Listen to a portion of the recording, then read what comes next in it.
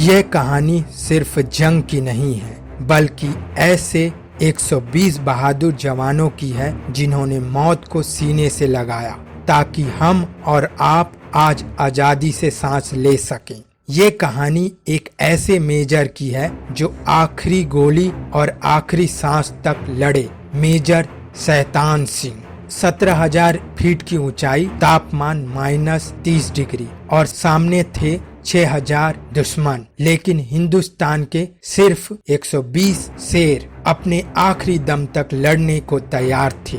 ये कहानी है 1962 रेजांगला की लड़ाई। 120 बहादुर उस लड़ाई की जिसने वीरता की परिभाषा बदल दी। 1950 के दशक में भारत और चीन के रिश्ते बिगड़ने लगे थे, जब भारत ने तिब्बत के धर्मगुरु दलाई लामा को शरण दी और फॉरवर्ड पॉलिसी के तहत सीमा पर चौकियां बनाई तो चीन भड़क गया।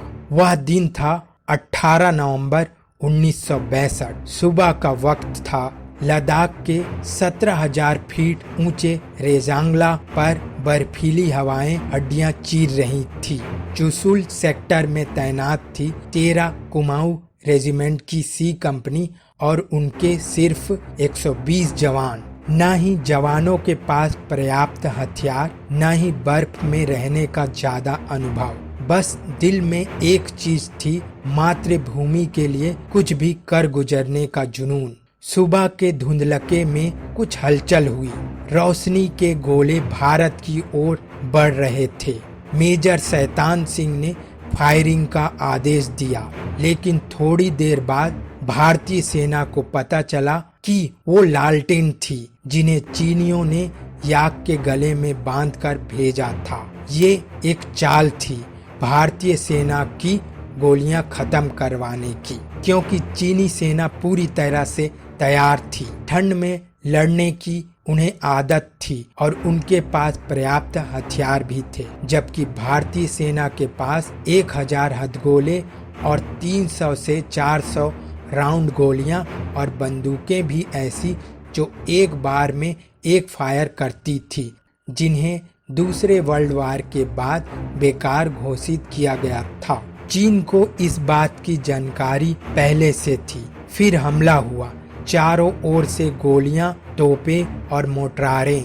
चीन के 6,000 सैनिकों के सामने हमारे 120 जवान। हथियार पुराने, गोलियां कम, लेकिन हौसले आसमान से ऊंचे। मेजर शैतान सिंह ने वायरलेस पर सीनियर अधिकारियों से मदद मांगी। जवाब मिला, अभी मदद नहीं पहुंच सकती, आप चौकी छोड़कर पीछे हट जाएं।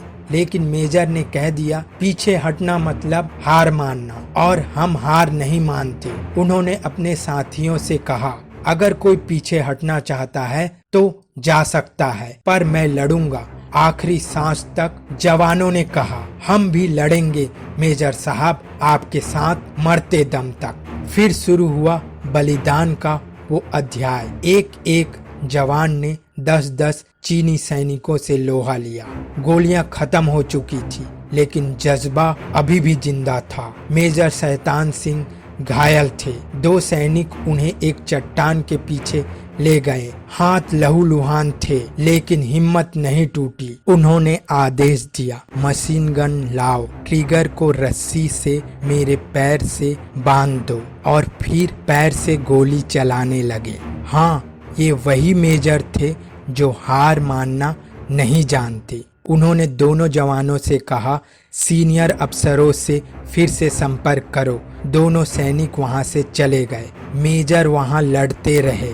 बाद में उनके बारे में कुछ पता नहीं चला। 3 महीने बाद जब बर्फ पिघली और रेड क्रॉस सोसाइटी और सेना के जवानों ने उन्हें खोजना शुरू किया, तब एक गडरिये ने बताया कि एक चट्टान के नीचे कोई दिख रहा है। लोग उसी चट्टान के नीचे पहुंचे जहां मेजर ने मशीन गन से चीनी सैनिकों का मुकाबला किया था। उस जगह उनका शव मशीन गन के साथ मिला। पैरों में अब भी रस्सी बंधी हुई थी। बर्फ की वजह से उनका शरीर जम गया था। पता नहीं कितनी देर तक वो चीनी सैनिकों से लड़ते रहे। कब बर्फ ने उन्हें अपने आगोश में ले लिया। उनके साथ उनकी टुकड़ी के 114 जवानों के शव भी मिले। बाकी लोगों को चीन ने बंदी बना लिया था। हालांकि भारत युद्ध हार गया था, लेकिन बाद में पता चला चीन की सेना का सबसे ज्यादा नुकसान रेजांगला पर ही हुआ था। चीन के करीब 1600 सैनिक इस जगह मारे गए थे। ये एकमात्र जगह थी जहां भारतीय सेना ने चीनी सेना को घुसने नहीं दिया था। मेजर शैतान सिंह को मरणोपरांत परमवीर चक्र मिला। उनका बलिदान आज भी देश के हर फौजी को प्रेरित करती है। इन्हीं के लिए कवि प्रदीप ने लिखा, थी खून से लथपथ काया, फिर बंदूक उठा के 10-10 को एक ने मारा, फिर गिर गए होश गंवा के, जब अंत समय आया तो कह गए अब मरते हैं, खुश रहना देश के प्यारों, अब हम तो सफर करते हैं। रेजांगला की लड़ाई सिर्फ एक युद्ध नहीं, हर भारतीय सैनिक के साहस, बलिदान और मातृभूमि प्रेम की अमर गाथा थी। जय हिंद उन 114 शहीदों को और मेजर शैतान सिंह को हमारा सत सत नमन। दोस्तों, अगर रेजांगला के इन 120 बहादुर की गाथा ने आपके दिल को छू लिया तो इस वीडियो को ज्यादा से ज्यादा शेयर कीजिए और लाइक करें और कमेंट में लिखिए भारत माता की जय। और ऐसे ही गर्व दिलाने वाली कहानियां देखने के लिए हमारे चैनल को सब्सक्राइब करना और बेल आइकन को प्रेस करना मत भूलिए।